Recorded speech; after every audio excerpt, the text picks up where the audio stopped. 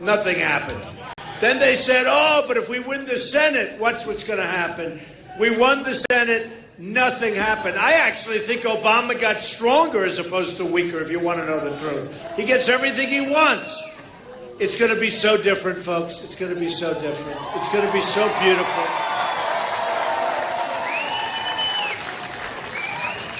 You know, I just had a good moment. I'll tell you this, sir, because we all love sports, right? Sports.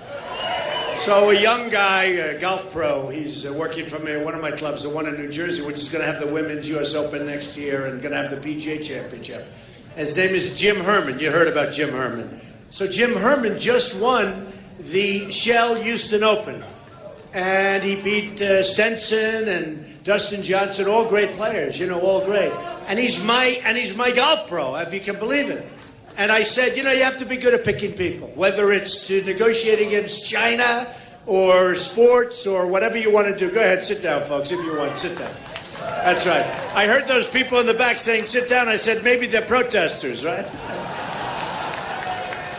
But Jim Herman, great guy, and had no money, but he had a lot of talent. And about 5 years ago, my pro, Mickey Gallagher, said to me, Mr. Trump, could you do me a favor? Could we play a round of golf? This guy's really talented, winning everything locally and doing really well. And all he does is give lessons, because he gives lessons because he had no money. So I played a round of golf with him. After about 5 holes, I said, you should be on tour. And I'm pretty good at this stuff. You know, I've seen a lot of guys I gave him should be on tour, but they really shouldn't be on tour. Write out a document. I just said, look, here's some money. Go on tour. His wife called me and thanked me. Everybody thanked me. And he went on tour. And he went on the Nike tour. You know, that's the lesser tour. And after a couple of seasons, he won one tournament. Then he got onto the main tour. And he came from nowhere. And today he won the Shell Houston Open. Do you believe this? Do you believe it? And Johnny Miller said, you know, he plays golf with Trump. I mean... And now we won this big tournament. And that last hole was amazing. It was a long, long par 4 with water all down the left and a lot of guys, great players. You know, you have great players, but all name players, you know, guys that are top 10 players, many of them in the tournament. And he had to hit a great drive, had to hit a great second. So he got the drive beautiful, right down the middle, like 300 yards. And then he hit the second shot about 20 feet from the pin. Now all he had to do is 2-putt. Now, only athletes or only people that are in sports or golfers know how hard that 2-putt is, right? Do we know? It's like, you know, when you can't breathe, right? Because we have a lot of choke artists in government. They're chokers. They choke. They're the worst. So he hits it 20 feet, 25 feet. It's uphill and then downhill, which is a tough putt. And he hits it to within a foot and he 2-putts. And he wins the tournament. And everyone's going now crazy that Donald Trump predicted this. I am so happy. In fact, I'm so happy I'm leaving. I'm going to call him. Bye, everybody. I'm only kidding. No, but I'm so proud of him. I mean, isn't that a great story?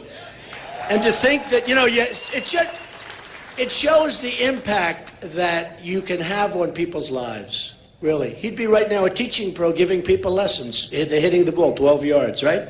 He'd be giving people lessons, and he's now a top champion. And because he won today, he's in the Masters next week, which is just a tremendous story. So, Jim, we're proud of you, Jim. Who would have thought that was going to happen? But it's called talent, and that's what we need. You know, when I say I want people to negotiate great trade deals, I know the most talented negotiators in the world. But many of them, you know, Carl Icahn endorsed me, great businessman, worth billions and billions of dollars. Doesn't want it, he just wants to do it. But Carl endorsed me, I know all of them. And one of the things I always say, I know the best negotiators, I know people that are overrated, I know people that you've never heard of that are as good as anybody in the world. And that's like Jim Herman. Nobody ever heard of him. He's a teaching pro from Bedminster, New Jersey. And he's an assistant pro. And it all started a few years ago, and it's been a great story. And I just spoke to USA Today, I just spoke to some of the other big sportscasters, and they all want, you know, what do I think? And there's only one thing. But remember, I'm going to put that same whatever it is to work for you in terms of making our country great again. Okay? We're going to make America great again. But it's tough. I will tell you, we're going to build the wall. Don't worry. Who's paying for that wall? Who's paying? Mexico, Mexico, Mexico. Mexico's paying. They are. You know, they are. They are paying. By the way, 100%. Somebody said, well, you're not really going to. I said 100%. So we have a trade deficit with Mexico, $58 billion a year. Let's say the wall costs $10 billion. Okay, let's say it costs $10 billion. It's going to be a real wall, not those little walls they build where the trucks drive right through the middle of them, right? It doesn't even dent the trucks. You know, it's no dent. Maybe a little paint comes off the fender. It's ridiculous, folks. It's so ridiculous. This is a real wall. See that ceiling? That ceiling is peanuts compared to the height of the wall. Don't worry about it. Don't worry. Look at all those signs. Melania, she's coming tomorrow. My wife is coming tomorrow. She's already on her way. Look, wow. Melania for First Lady. She'll be a great First Lady, I want to tell you. That will be a great First Lady. Wow, thank you. Look at all those beautiful signs. Wow. And they're not like the phony signs, but you know, the protesters, they have these signs that come right out of factories about Trump and this and that, and they come like right out of factories. Those signs were made with love. That's beautiful. Thank you. Thank you. But I'll tell you, it's been an amazing experience. Wisconsin is going to be such a big surprise on Tuesday. We are doing so well. We are doing so well.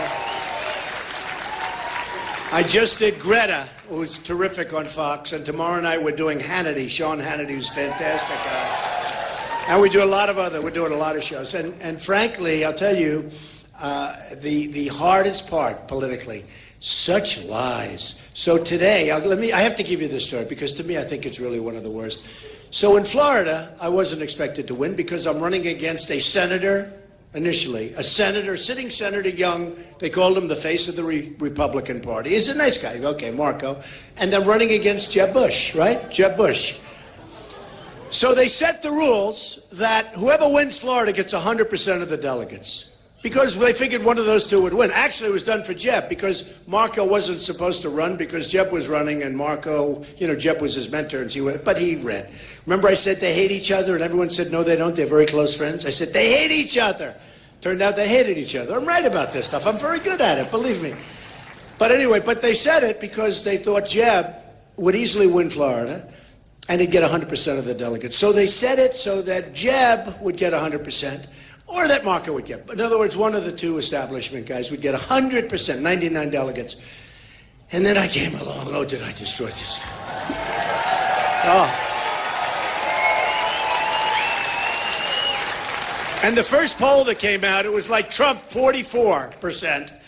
And Jeb was at 12%, and Marco was at like 14%. They said, what do we do? What do we do? We got to change it. This is no good. Trump will get all 99 delegates. It wasn't supposed to work. Let me tell you, this politics stuff, folks, it's so crooked. It's so crooked. So they thought about changing it back. Maybe we can change it back. This wasn't supposed to happen. And anyway, so as you know, a few weeks ago, I won the state of Florida, which I love. And I don't mean won it by like a little bit. It was a blowout. It was a huge landslide. Won it by 20 points. Won it by almost 20 points. It was shocking. And we pick up 99 delegates. So I say to all of those crooked politicians that said it, so that they said it so Trump would get heard, thank you very much, folks. We appreciate it, right? Terrible. But I'll tell you what's so bad. A couple of things, which is interesting. So, commercials. I turn on television, and during Florida, when I was there 4 weeks ago, I have never seen so many negative ads. And in fact, I saw on one of the stations... The people of West Dallas reject you. They reject you. Get out of here, please. Get out of here. Get out of here.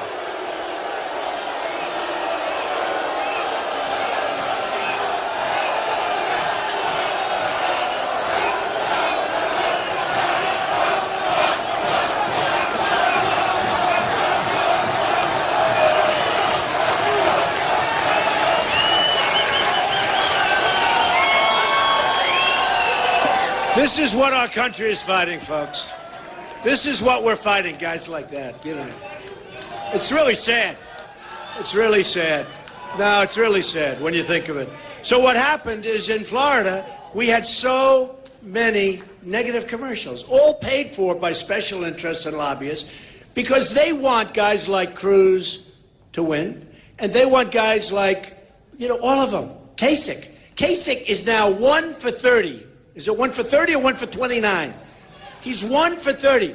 It's good if he gets out. I don't want him in. I don't want him in. Why are you in? Because frankly, if it were the case of he's now won one state barely, and if I would have campaigned there 2 more days, I didn't want to leave Florida because I wanted to make sure I won. In retrospect, I should have left Florida a day early. I would have won Ohio.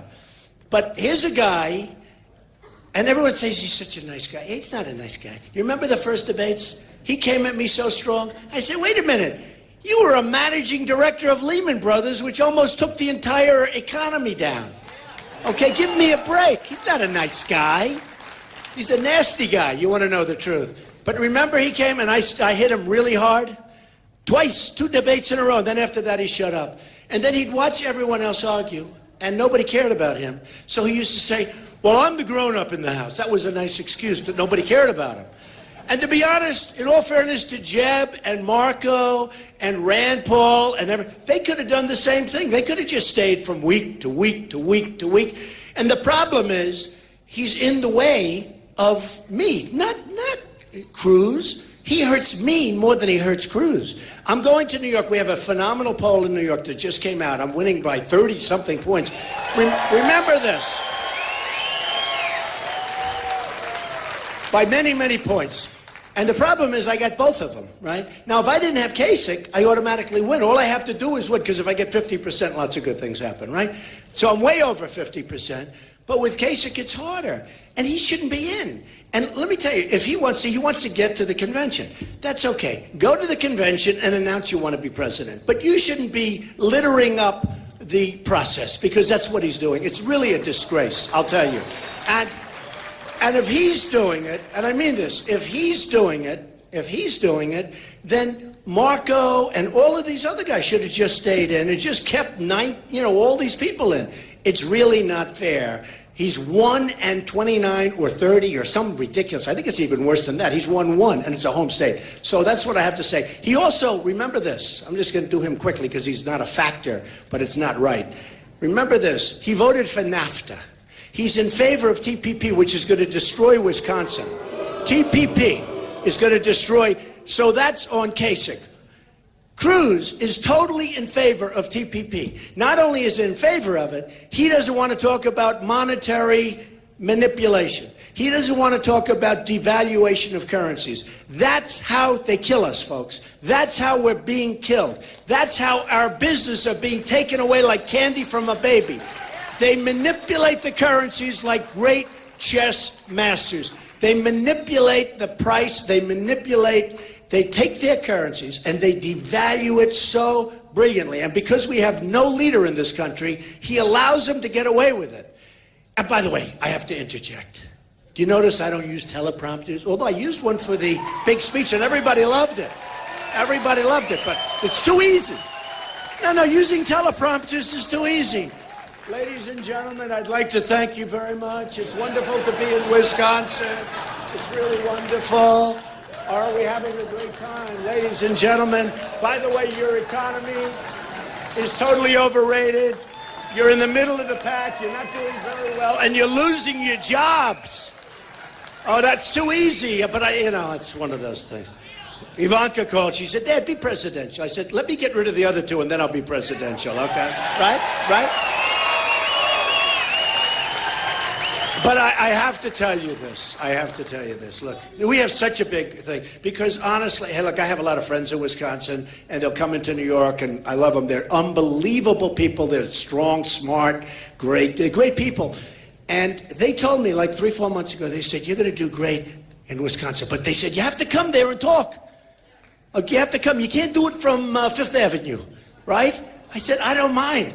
And I was supposed to leave 3 days ago. I said, I'm not leaving. I love this place. This place is great. No, it's great.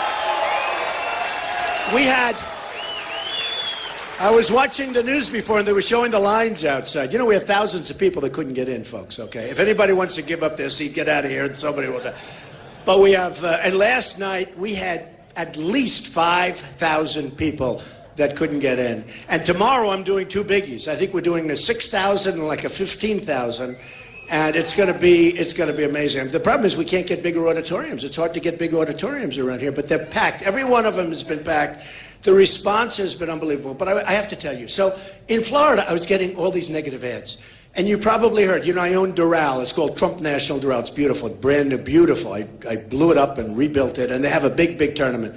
And the tournament at Doral was won by the great Adam Scott, who's a fantastic player. And he wins the tournament, hits this great shot, and they go to commercial. I said, oh, no, don't go to commercial. Trump ad, Trump ad, Trump ad, but only negative ads, right? Horrible ads, 90% untrue, a little bit of it untrue. I've been an offer, a little kernel, a little bit, not too much. But these horrible ads. And I said, oh, don't do this. So Adam Scott sinks the putt. Now we'll go to commercial, and then we'll present the trophy to Adam Scott. I said, turn off all the televisions on the green. Turn them off. I have never seen so many bad, horrible, negative commercials in Florida. So then they did a thing the other day, I watched it on Fox, where they had, I think they said 58 or 68,000 commercials. Did you see it? And they spent like $57 million. It was even more than that. 57 million, all negative commercials. How would you like to have 58,000? I didn't even know it could be that much. I knew it was a lot because I couldn't turn on television.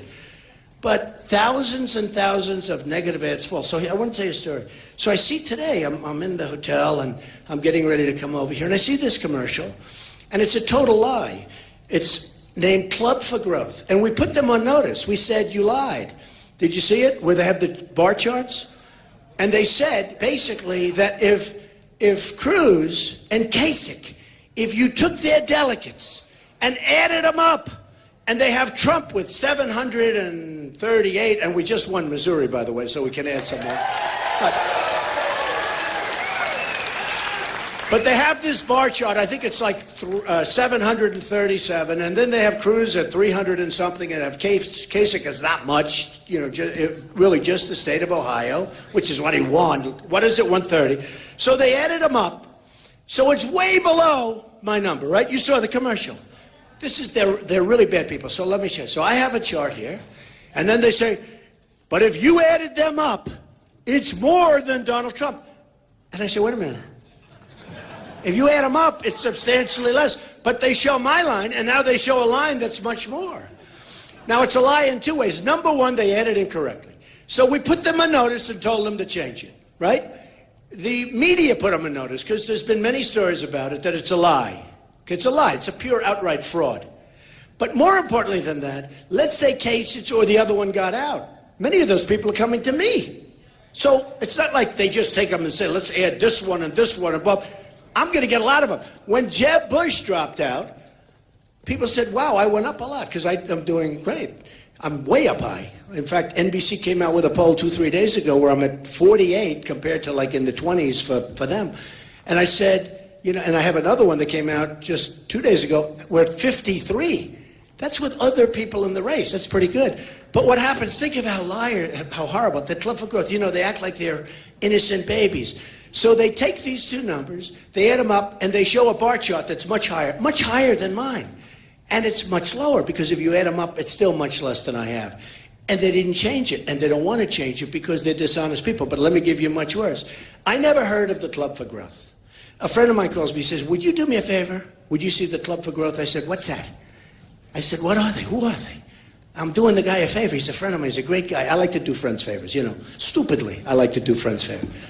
So he said, oh, they're a conservative group. And then, okay, say fine. Let him come in. This guy comes in, an ex-congressman, which tells you immediately a lot about him. And he starts telling me about Club for Growth. I said, do me a favor. I don't have a lot of time. Just can you do it in 1 minute? So he tells me about Club for Growth. I said, fine. He asked me for $1 million. I said, $1 million. I said, let me ask you, do I look like a stupid person?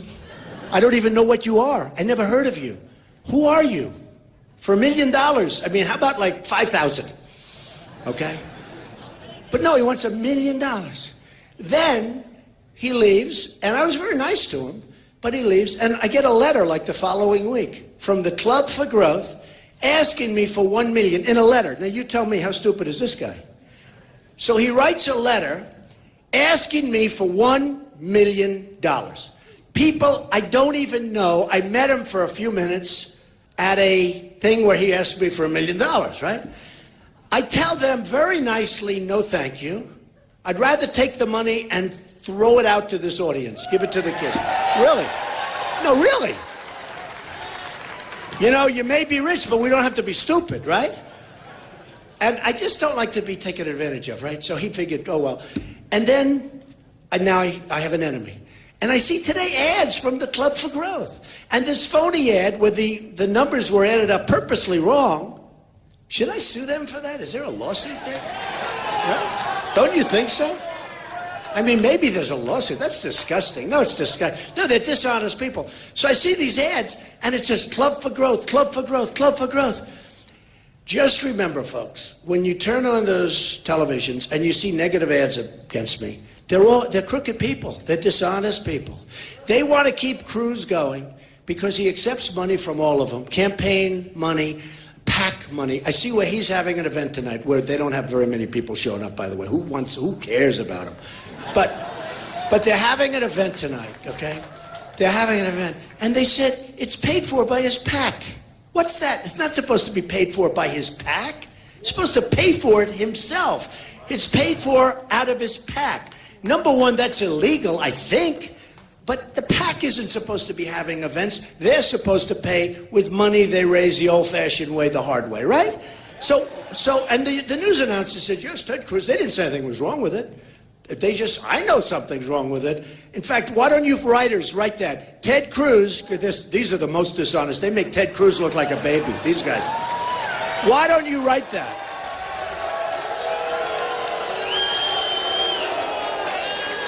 Why don't you write that Ted Cruz's event tonight was paid for by his PAC? Get out of here, get out of here, get out of here.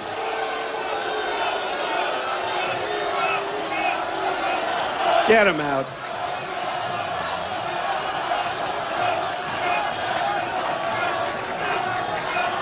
Get him out.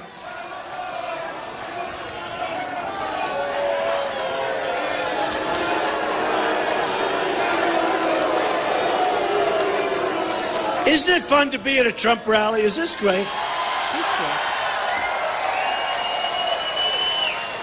Honestly, they're lost. Kids like that are just lost. They're really lost. In a way, lost souls. You know, it's sad. I mean, it's sad. But anyway. It's sad. So they have this thing, and it's held by a PAC, and you know I think it's really sad. Just so you understand, the politicians are all talk, no action. It's not going to happen. Ted Cruz never hired a person in his life. He doesn't know about jobs. He sees the kind of numbers I'm getting, where we're getting these massive numbers. Pennsylvania, through the roof. New York, through the roof. I was going to tell you before we were interrupted. In New York, it's really nice when the people that know you best have you way, way, way ahead, where you have a 30-some-odd point lead. 30-some-odd point, which means I don't even think they contest it. But these are people that have known me for many, many years, okay? So this isn't like, you know, you go to a state where they really don't know you very well and you have to sort of convince them who you are. I mean, boy, do they know me in New York. And they're tough, and they're smart, and they know Trump. And it's something nice when they know you in New York. They know you in New York, and you have the kind of numbers that you have, which are through the roof. Nobody's seen numbers like that. So I think it's just a great compliment, and I want to thank the people of New York. I want to thank them, okay? Also, Pennsylvania. Big in Pennsylvania. So look, I want you to see, and I didn't do a fancy job, because why should I, right? Why should I? You all know it's true. We don't need fancy stuff. You know, it's funny. A lot of people spent tremendous amounts of money, tremendous amounts. And I've spent a lot of money. I'm up to close to $40 million. I'm self-funding my own campaign, by the way, folks. I'm self-funding. I don't think I get anything out of it. You know, I came this morning, we're driving, and I said, I'm looking at some numbers quickly. I said, look, we're going to make America great again. That's what the key is. But I said to my people, I said, I don't think I get any benefit by self-funding. In other words, nobody goes to the polling booth and they say, I'm going to vote for Trump because he's self-funding, meaning he's not paid off, meaning he's not bought by oil and gas, by the banks. I'm not bought by anybody. I'm bought by you. I'm bought by you. And I said to my people, you know, for the little bit of a voting benefit I get, I don't think it's, I really mean this. I think for the kind of money, I'll be in for a lot more than that. But but it's a lot. But there's something nice. Like I went to New Hampshire. I was in for $2 million. Another person, let's not mention names, was in for $48 million. I was in first place by a landslide. We won in a landslide, right? The other person was practically last. Who do you want as your president? Who, right? Who? So what I've done is I'm in for like 35 to 40, I think. I'll soon be in for $40 million. And I haven't had to advertise as much because I get a lot of free advertising, I guess. You know, they cover me. Because anything I say, they make a big deal out of it. You know, I talk about NATO. I'm right. I say it's obsolete and we spend too much money. No, it's ridiculous. You got 28 countries in NATO. It's very interesting. Wolf Blitzer, I'm on the show. What do you think of NATO?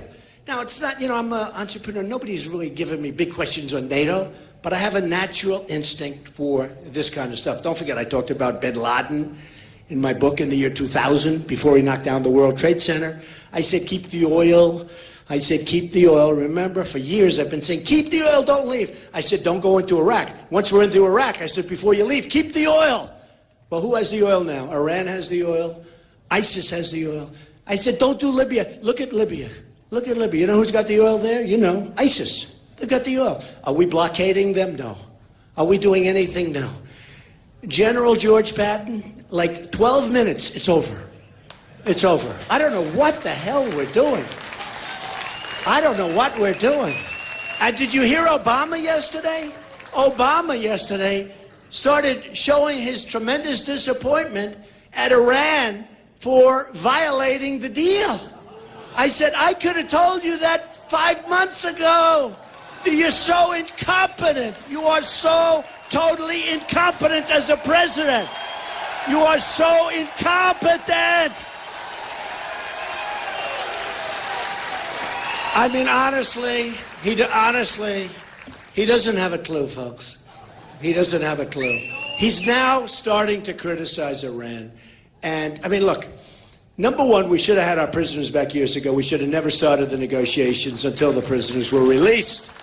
We ended up releasing them after we gave them $150 billion, right? We end up getting our prisoners. Like we paid $150 billion for the 4 guys, okay? It's just terrible. And we have still another one over there, and they say they don't know where he is. They know where he is. You can imagine probably where he is. But we have another one over there. But you look at what we're doing. You look at that deal. And Obama now comes out and he says that I guess he said they're sort of violating it. You know, he did it in a very soft manner. I thought they were violating it a month ago when I heard about them buying missiles from Russia. Are they allowed to buy missiles? And with all of that, the $150 billion, they're not buying for us. But we have a restriction. They're not allowed to buy for us. Now, if I made a deal like that, I'd take the restriction off. Let them buy from Boeing. They're buying 118 Airbus planes, big ones, right? Well, why aren't they buying from Boeing? And then I heard they have a restriction. They can't buy in the United States. I mean, how stupid are we? How stupid? How stupid is this country? How stupid are these leaders? And that's why I'm running, folks. Because basically, look, Ivanka just had a beautiful boy, my grandson, another grandson. And we all know Ivanka. She's great. I'm doing it for you. I'm doing it for him. I'm doing it for them. I'm doing it for my grandchildren, for my children. The country's treated me so good. I built an unbelievable company. By the way, if it wasn't, they would have been all up, because when I filed those papers, almost 100 papers, and my company, it's phenomenal. It's tremendous cash flow.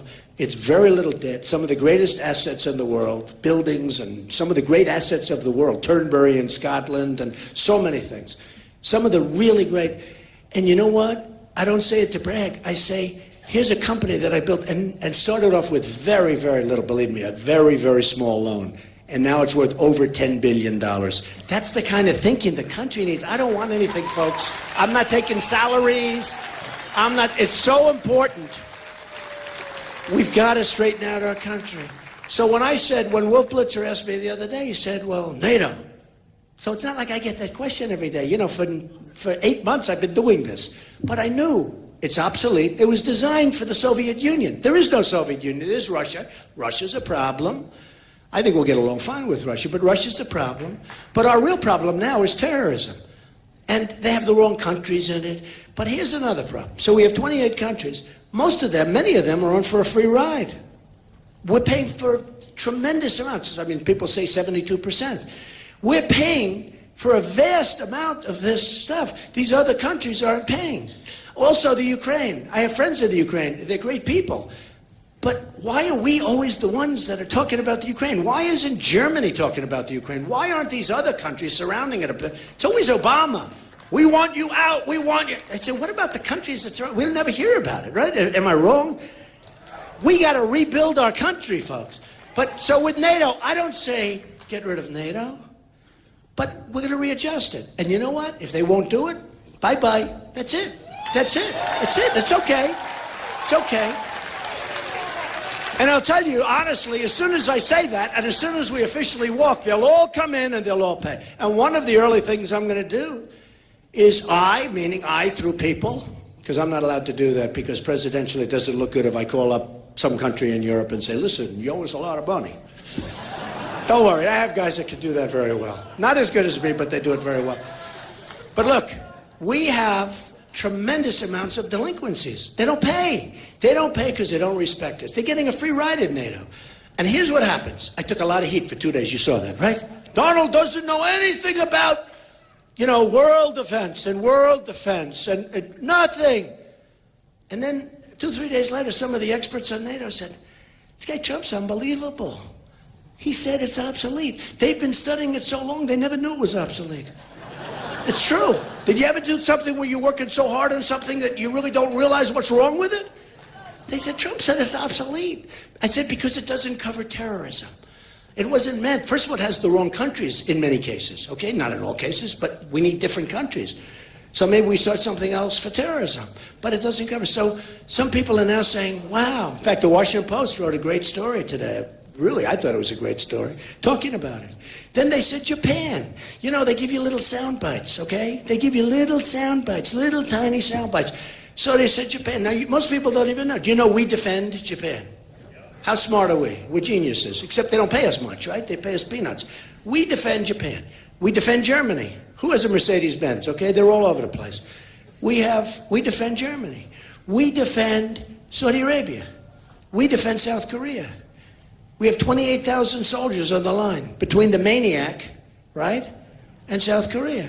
South Korea is immensely wealthy. Whenever you buy a television set, Samsung, LG, all of them, they come from South Korea, other than Sony. It comes from Japan. But we defend them. So here's the story. I said, no. And by the way, I'd rather keep it this way. But they have to pay us, folks. They have to pay us. We don't have any money. We have $19 trillion of debt, going to $21 trillion. So what happens is I give this interview to a group of people, and Obama said, he doesn't understand the world. I understand the world much better than he does. I have so much more. I told him his Iran deal was no good. I told him not to let the Syrians in because we have no idea who they are. We have no idea where they come from. They could be ISIS, and they might not be, but they could be ISIS. Do you ever notice the migration? There's so many young, strong men. Where are the women and children? There aren't that many. And I said, don't let them in. You can't let them in. We'll build a safe zone. We'll build a free zone, safe zone in Syria. I'll get the Gulf states to pay, because I don't want to pay. We've been paying too much. We're paying for everything. We have the largest military budget in the world by many, many times. You know why?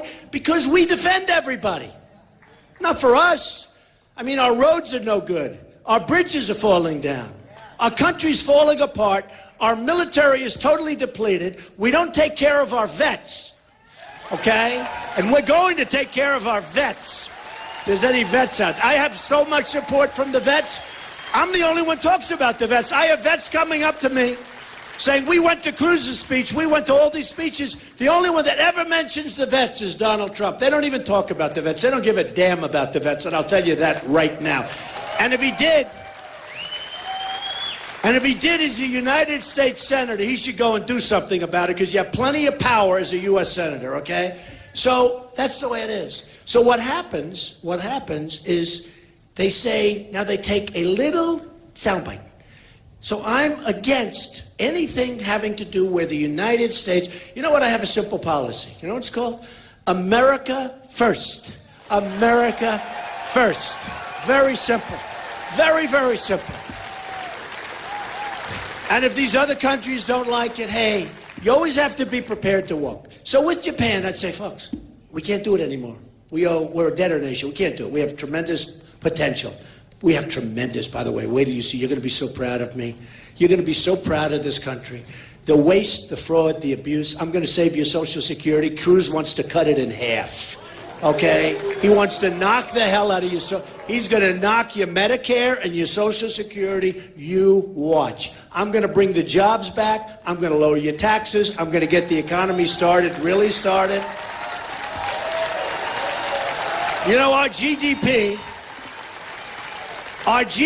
last quarter was like nothing, zero. So we have more people. It was zero. You saw that. Zero. Do you know if China ever had zero, they'd have a depression the likes of which you've never seen? They go down to 7 or 8%, and it's a national catastrophe. We're at zero, folks. Zero. So here's what I say. And there's many things we can talk about, and I have all night. You want to talk for a while? Yeah, let's go. But there's many things, many things. Here's the story. So I say to Japan, I'm sorry, I want to be nice. My father used to say, take the lumps out. You're too tough. Take the lumps out. I'm not tough. I'm somebody that people like. I take care of people. I like to take. I love people. But it's I'm impatient, though. I'm impatient with incompetence. I hate incompetence. And we are surrounded with it with our leaders. We're surrounded with it. My father used to say, take the lumps out. Nice and easy, son. Take the lumps out. I learned a lot from him. And what I say is this. I say to Japan and to the other countries, we want to help you. We want to take care of you. You got to pay us. We don't have any money. You got to pay us. We're going to make it so great. We're going to make it so strong. We're going to protect you. You got to pay us. You can't give us a fraction of what it costs. We can't do that anymore. Okay, let's say they say no, so we take a walk. Most likely they call you up the next day and we defend them and they pay us a fortune. Okay, but if that doesn't happen, let them defend themselves. Okay, let them. It's time. 50 years, it's time. Let them. Let them. It's okay. Let them defend themselves. And let Saudi Arabia. Saudi Arabia was making $1 billion a day. I have many friends that are Saudis. I see them all the time. But they were making $1 billion a day before the oil went down. Now they're making a fortune, but it's not as much. But they're making a fortune. But they were making $1 billion. Think of it. $1 billion. Here we are losing hundreds of billions of dollars.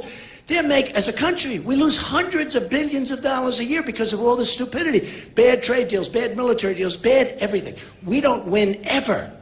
Ever. Because we have stupid people like Obama that doesn't know what the hell he's doing, guys like Ted Cruz that are totally taken care of by his PACs and by his special interests and by his lobbyists. We have people that are bad. I'm telling you, they don't even know they're bad. I don't even think they know they're bad. They're horrible, and they're destroying our country. We're not going to have a country left. We're sitting on top of a big bubble, and if that bubble explodes, folks, believe me, it's going to be like you've never seen. You're never going to see a country. It's going to be a whole different deal. We are sitting on something that's very scary. Do you ever notice the banks? They charge you no money, but they don't loan it. The regulators are running the banks. They don't loan it. If you're Trump, you can have any money you want, but I don't want any money. I don't need money. If somebody needs money to do a business, you can't borrow it. At any price. At any price. And it's supposed to be that you're supposed to be able to start your business, employ people, etc. So what happens is this. We're going to start doing unbelievable transactions. We're going to make our country so strong again financially. And I tell the story of a woman that came up to me. She said, Mr. Trump, I think you're great. I love you. I'm going to vote for you. She was like 65 years old, really sharp. She said, I'm going to vote for you. But Mr. Trump, you have to stop saying you're going to make our country rich again. It doesn't sound good. I said, I'm sorry. Unless we make our country rich again, we're not going to save Social Security. We're not going to save Medicare. These guys are all going to kill it. They're going to kill it. And Hillary's going to be a total disaster. If she gets in, she's a total disaster. Don't forget, you remember Benghazi, but Libya was her deal. And now who has Libya? ISIS has Libya. I told you before, ISIS has the oil. We can't allow it to happen with her. Now, I haven't even focused on her. We started off with 17. I'm down to 2, okay? Down to 2. And I'm leading the 2 by a lot. But Wisconsin is really important because if we can win Wisconsin on Tuesday, we're going to blow them out the rest of the way. We're going to win New York big. We're going to win New Jersey big. We're going to win New Jersey tremendously. Chris Christie endorsed us. Chris Christie from New Jersey. But the numbers in New Jersey are through the roof. The numbers in Pennsylvania came out this morning on CBS. They're through the roof. And the numbers in New York. So we're going to win all this stuff. We win Wisconsin. You're going to be so proud of this country, and it's going to be fast. It's going to go fast because it's a question of just doing things. You know, these countries that take advantage of us, like Mexico, they don't even respect us. Remember we had Sergeant Tamburisi? He makes a wrong turn. He had some difficult problems. He makes a wrong turn, and he couldn't get out. He was in like this maximum security prison, and he had a lot of difficulty. And I worked hard to get him out. We got him out. I don't think the president made one phone call. I don't think Obama made a phone call. And that's the other thing. Yesterday, you probably saw 16,500 Border Patrol people endorsed Donald Trump. They've never done it before. Did you see it? The Border Patrol people endorsed me. These are great people. They can do their job. They're told to stand back. Let people pour into our country. We'll take care of them, right? Let them pour in. Now, part of it is, we're going to build a wall. Don't even think about that. But part of it is come into the country and register as a Democrat, okay? That's what's going to be. I mean, that's why I think they're allowing it. It can't be for any other reason. It is brutal. And the security, you know, these are great people, the Border Patrol people. They want to do their job. It's harder for them to do their job if you think about it. Harder for them to start taking people, arresting them, or moving them back in where they came from. That's harder than just standing there and letting them walk through. They endorse me because they don't want to do what they're told to do. They want to create a great country. And we can't have a great country unless we have a border. We can't. We don't have a country.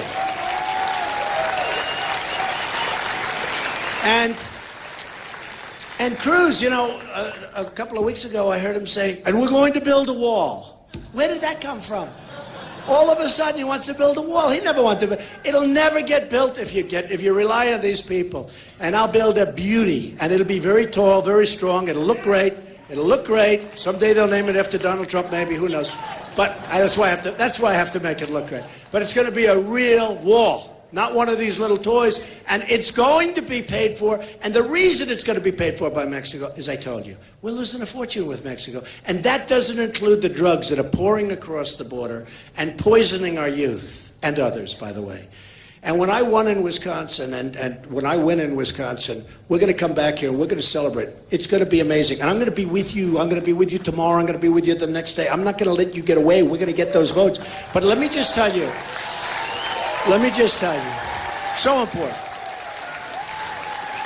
Because what we have is a movement. You know, we're on the cover of Time magazine 4 times in the last number of months. And what it is it's a movement. And they talk about it. It's a movement. But it'll cease to be a movement. It's a movement of common sense. It's a movement of not letting the world take advantage of us. I will get along better with the world than Obama does, and they won't take advantage of us. I have great relationships.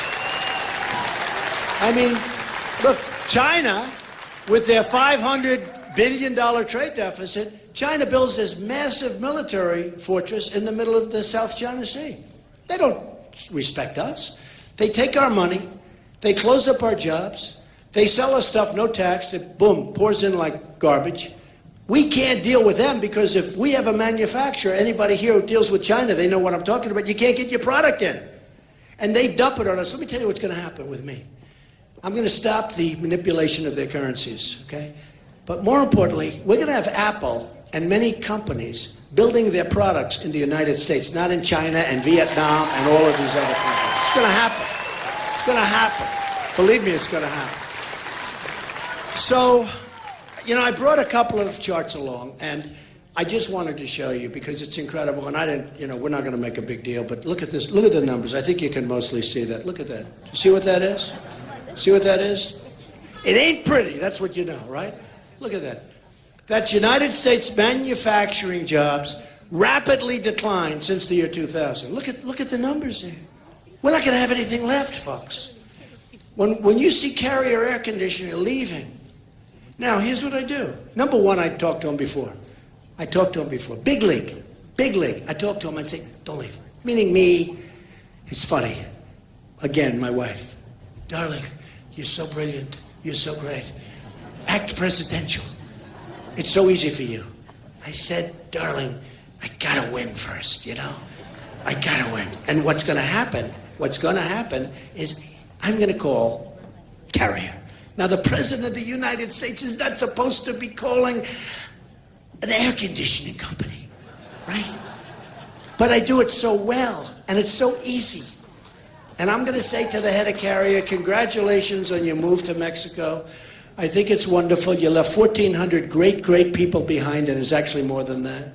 But I want to congratulate you. I hope you build a beautiful plant. I hope you really do well. But as you probably have heard, we're going to have real borders. And and I buy from Carrier. I buy a lot of air conditioning. I'm not buying anymore, by the way. But every air conditioning unit...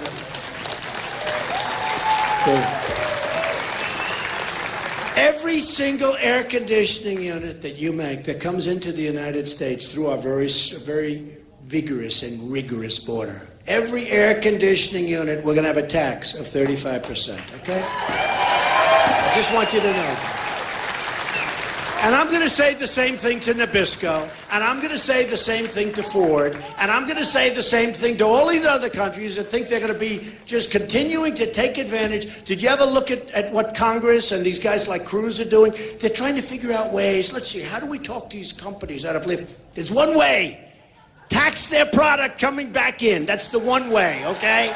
Believe me, I'm really good at this stuff.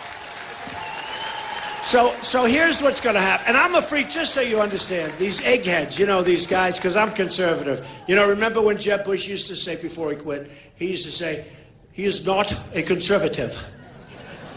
And I used to say, what's he talking about? I'm conservative, but I'm smart. Remember he used to say that, right? He is not a true conservative. I'm so conservative in the military. I'm conservative on education. I'm conservative on budget stuff. The one thing I agree on trade, I'm really conservative, but I believe in free trade, but you need smart leaders to have free trade. You can't let the country be ripped apart and the jobs be lost and all this stuff. Where I see Cruz doing ads now that he's going to keep jobs. He doesn't know where to begin. The guy hasn't done anything. He's a United States Senator. He hasn't done anything. He hasn't passed any legislation. He wants TPP. He wants to take the guts out of TPP. He's a disaster, and he's selling you people down the tubes, and then he's doing phony commercials like he's for the working man. I just saw it. I said it's a disgrace, and I'm going to reveal it. It's a disgrace, okay? Believe me.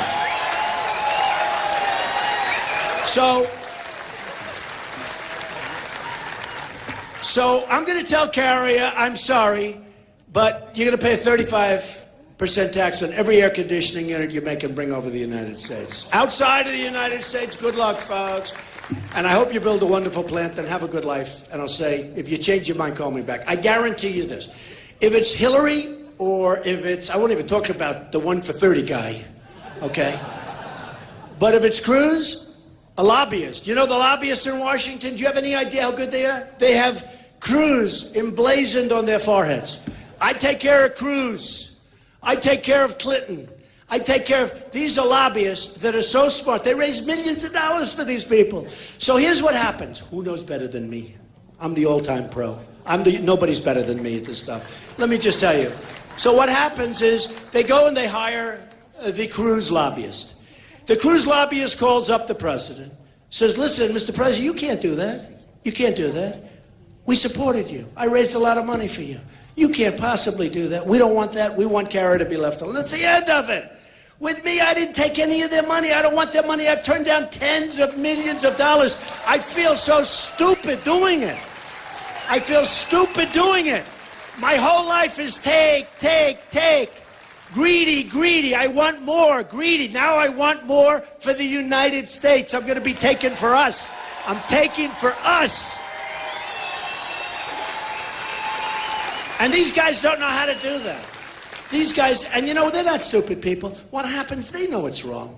But they're all controlled by the people that give them the money. Just like you hear tonight, the Cruz PAC, Super PAC. Give me a break. Take a look at these Super PACs. Just like you hear tonight, the Cruz Lion Ted. Lion Ted Cruz. He's a lion. Thank you. Thank you. Who said that? Who's the man that says, stand up, could take a bow? Lion Ted Cruz. Ted Cruz, the biggest liar I've ever met. I've met much tougher people. He is the biggest single liar. In fact, Kasich made a commercial today about Ted Cruz lying. I said, who did that for me? It was a Kasich commercial with the nose. Did you see it wrapping around? I said, lying Ted Cruz. He comes in Bible high. I'm lying Ted Cruz. I put the Bible down and then I start to lie. Remember what he did to Ben Carson? He said, everybody listen. During the election, not before it, not after it. He said, during the day of the election. I heard it too. I said, gee, that's too bad. I'm surprised Ben left. You know, Ben Carson endorsed me. He's phenomenal. But lying Ted Cruz, remember this thing? In Iowa, and frankly, if we had leadership in the Republican Party, they would have disqualified him for what he did in the state of Iowa. The leadership, the RNC, and the local Republicans should have disqualified him for that. And another thing, it's called voter violation certificate. But he said to everybody that Ben Carson has left the race. He's gone. Come in, caucus. You know the caucus, they take you, they sit you, they talk. I hate it. I think the best is you walk in, you vote, and you leave, right? But we're stuck with it. But they walk in, they said, no, Ben has left. Ben has left. He's quit the race. He didn't quit the race. And they got thousands of votes. And they should have disqualified Ted Cruz from Iowa. He's a cheater. He's a cheater. He's a dirty, rotten cheat. Remember that. And then he did something else, which I think is almost worse. And by the way, then he called Ben Carson right after the election's over. All the votes are cast. So it's too late, right? And he said, I want to apologize. And Ben didn't accept it. Ben said, can you believe this? The guy calls me up after the thing is done, wants to apologize. But then he did a voter violation certificate, remember? It looked like it's right out of the IRS. It looked like a government document. And it said on top, I think it was voter violation, that you are in violation. And, you know, these people got scared. And it said the only way, and then it's got all these things with check marks. And then it said you can make it up, essentially. I don't know. It said you can make it up, but you have to go and vote for Cruz.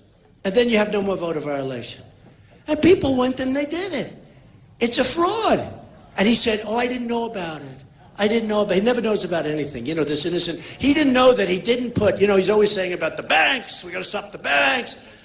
So with his personal financial disclosure form, he forgot to put that he borrowed $1 million at almost no interest, the lowest rate you've ever seen. Anybody in this room would be very proud of that rate.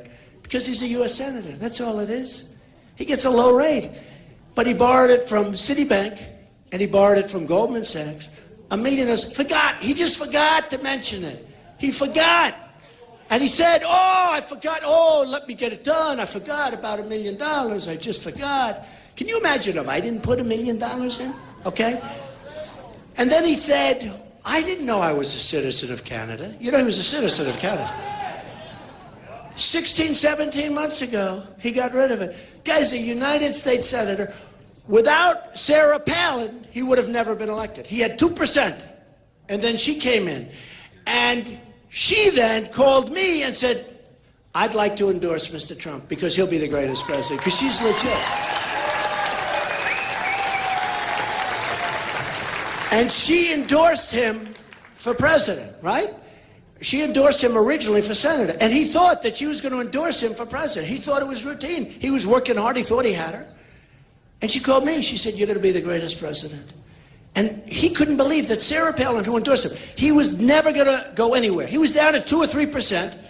And she came to Texas, endorsed him for the Senate, and he won in a total, you know, surprise. And then he thought that Sarah Palin would endorse him for president, and she endorsed me. In fact, she just left. A lot of people saw her. She's great. She's great. And then Senator Ted Sessions, who he talked about, one of the most respected people in the Senate, he's in every speech that Ted Cruz made. Senator Sessions, right? Jeff Sessions, the senator from Alabama, a phenomenal guy, incredible on security, incredible on justice, incredible, a truly amazing guy. So Ted thought it was routine. He thought he was friends, and they probably are. But Sessions knows that this is not a good person, and he knows that, you know, for the fact that he stands on the floor of the Senate and he filibusters for a day and a half. And think of it, these senators, say what you want, they're professionals, right? They're professional politicians. So this guy's on the floor reading poems, doing all this stuff for a day and a half, or a day, or whatever it was. And these senators are looking at each other. When's this guy getting off? When's he getting off the floor so we can get back? I mean, he hasn't done a thing. So now he's got this great con job going, and he's got your governor, and your governor, who, by the way, tomorrow I'm bringing a plaque. Your governor gave me a beautiful plaque because I supported your governor. But your governor can't, I never asked him for his endorsement because I beat him so badly when he ran for president. Remember, he was going to win. They were all going to win. Jeb was going to win. Marco was going to win. They were all going to win. Isn't it nice to have somebody that knows how to win? Isn't that nice? They were all going to win. But your governor has not done. You're in the middle of the pack in your surrounding areas, in your surrounding states. You're middle of the pack. You're losing a lot of jobs to other countries, but that's, standard for the United States because we have no leadership in Washington. And I'm going to do a great job. Let me just tell you one thing. How many of you have heard the snake? Because everyone goes crazy. They love it. Did you ever hear the snake? Who heard it? Raise your hand. The snake.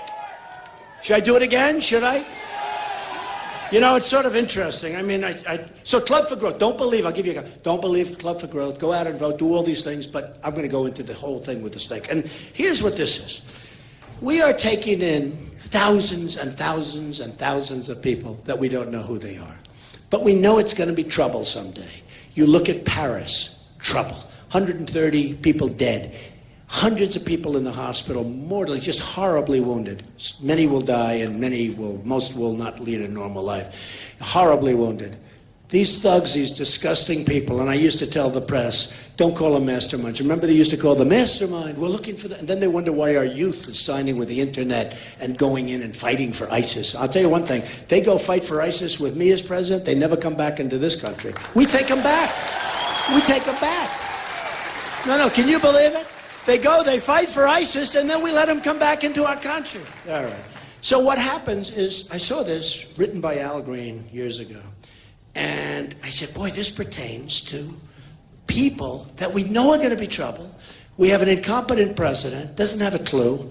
That's why when I talk about Japan, they don't mention, and the press, which is the worst, they don't mention the story about economics. They don't talk about the fact that we're losing. All this is, Donald Trump wants Japan to become nuclear. That's not what I say. That's not what I say. You know what I said because I don't have to go through the whole thing.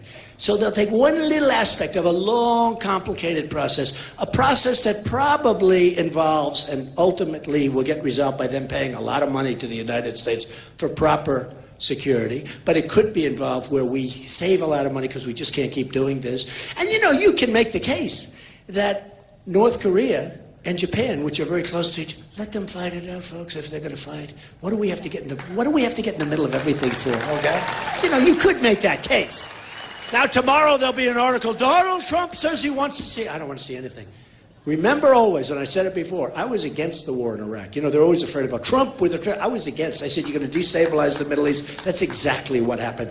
And if our presidents would have taken a trip to the beach, if they would have gone to the beach for 360 days, just gone to the beach and not done anything, we would have been a lot better off in the Middle East right now.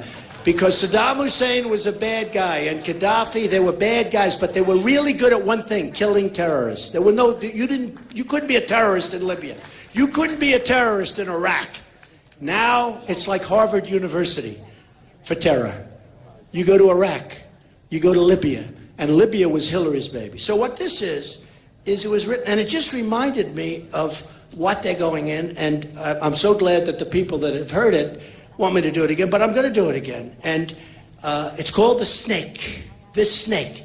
And this has to do with people coming into our country that are going to have tremendous ramifications to the health and safety and security of our country. Remember it that way.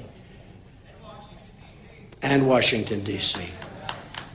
On her way to work one morning, down the path along the lake, a tender-hearted woman saw a poor, half-frozen snake.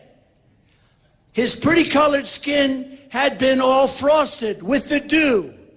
"Oh, well," she cried, "I'll take you in, and I'll take care of you." Right? That's what we're doing, right? Take me in, O tender woman. Take me in, for heaven's sake. Take me in, O tender woman, sighed the broken snake. She wrapped him up all cozy in a curvature of silk, and then laid him by the fireside with some honey and some milk. Now she hurried home from work that night. As soon as she arrived, she found that pretty snake she'd taken in had been revived. Take me in, O tender woman, take me in, for heaven's sake. Take me in, O tender woman, sighed the broken snake. Now she clutched him in her bosom. You're so beautiful, she cried. But if I hadn't brought you in by now, heavens, heavens, you would have died. Now she stroked his pretty skin, and then she kissed him and held him tight.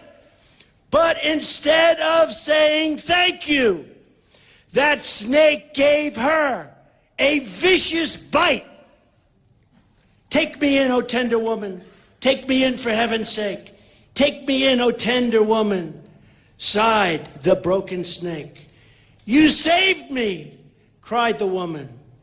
Isn't that incredible? Isn't that incredible? I saved you, cried the woman, and you've bit me. Heavens, why? You know your bite is poisonous, and now I'm going to die. Oh, shut up, silly woman, said the reptile with a grin. You knew damn well I was a snake before you took me in. Right? Right? Right? So true. So true. So sad. So sad. We're being led by people that don't have a clue. We have people that just don't know. It's just too hard to believe. But I thought that's, it's something that we have to hear, and it's something I think it's something that we have to think about very strongly. So look, here's the story. We're going to get rid of Obamacare. We're going to come up with something so good. Your premiums are going up 35, 45, 55%. We're going to save our Second Amendment. People are hitting it left and right. They're hitting it. We're going to save that Second Amendment. If they had bullets going in the other way, and as you remember recently, San Bernardino, if they had bullets going in the opposite direction, you wouldn't have had all those people killed, believe me. In fact, if they knew that there were bullets in the room, they might not have even gone in there, okay? No bullets. Paris, the same thing. You had 130 people killed. If bullets were flying in the other direction, believe me, it's a whole different story, okay? Believe me, a whole different story. So we're going to save our Second Amendment. We're going to get rid of Common Core. It's a disaster. We're going to bring education local. No more Common Core. Education is local. We're going to rebuild our very depleted military. We're going to rebuild it. We're going to make it stronger, bigger, better than ever before. Hopefully we'll never have to use it. It's the cheapest thing we can do. There's no more being pushed around. We're going to take care of our vets as part of it. We're going to take care of our great vets.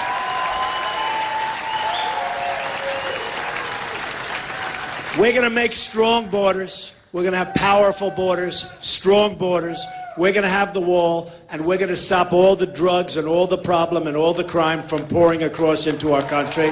And people are going to come into our country, but they're going to come in legally. We want them to come in, but they're going to come in legally. And here's the other. Look, here's the thing. We're going to make great new trade deals. We're going to negotiate and renegotiate our military deals. We're going to do so much. And we're going to do it fast. We're going to do it fast. It's going to happen fairly quickly. It's going to go pretty quickly. I have the best people in the world that want to do it, not political hacks. But here's the story. You're going to remember this night. And you're going to say, that was one of the great nights. We were all together as a community. Wisconsin is a great community. It's a great place. I love the people of Wisconsin. You're going to remember this evening. And more importantly, you're going to remember Tuesday, because you're going to go out and vote, and we're going to have an unbelievable, resounding victory. This reminds me of New Hampshire, because in New Hampshire, I wasn't expected to win New Hampshire. We won in a landslide. And I said, I'll stop the drugs. They have a tremendous heroin problem coming from the southern border. And I said, if I ever win, you're not going to have that. That problem is going to disappear. We're not going to have that problem. We're not going to poison you. But you have the same problem, and so does everybody else.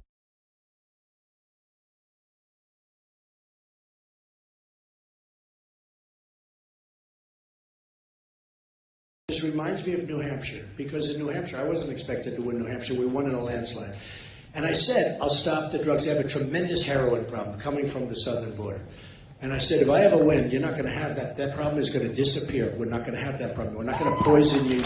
But you have the same problem, and so does everybody else in the country.